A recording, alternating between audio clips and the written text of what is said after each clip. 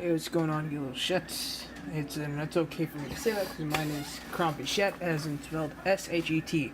So for today, I have something a little bit different for you. I have a 3D printing time lapse of me printing this camera, a universal camera tripod. Now, unfortunately, there was a nut that I printed, 1/4 of an inch -20, that I was like, hey, I could probably 3D print this and it'll work, but it didn't work because it's fucking plastic. So I gotta go buy a new one. But besides that, if you hear my 3D printer going on right now, it's actually because I'm printing the final part. But besides that, here's the time lapse of the main part, and then I'll get back to you when I get the actual nut, because I gotta go to the hardware store and pick that up. But I have another video coming out soon that should be pretty interesting.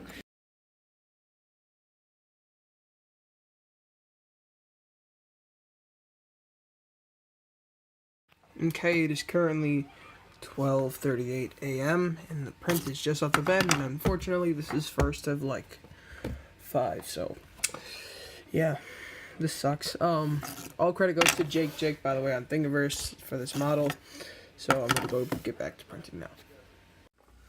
Okay, so as you can tell, the final part has just finished printing. This is the nut that holds the phone slide in place. So after a few hours of printing, I say that this tripod, or tripod mount rather, for a cell phone, looks pretty decent. I've got to try it out a little bit. However, the nut that I had 3D printed did not work very well.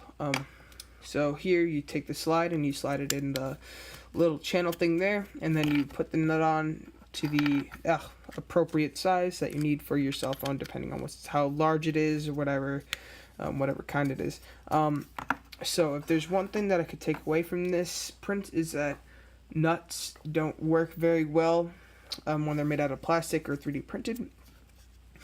They tend to unthread and just be very fragile, so that's why I'm going to go buy a new metal nut to mount it to the actual tripod that I have here. It's just your standard little screw at the top, you know. So that's rather unfortunate. Never use 3D printed nuts on another material like the metal. It just tends to destroy it. But otherwise, I'm really excited to get to use this in my setup in the future. So peace out, you little shits.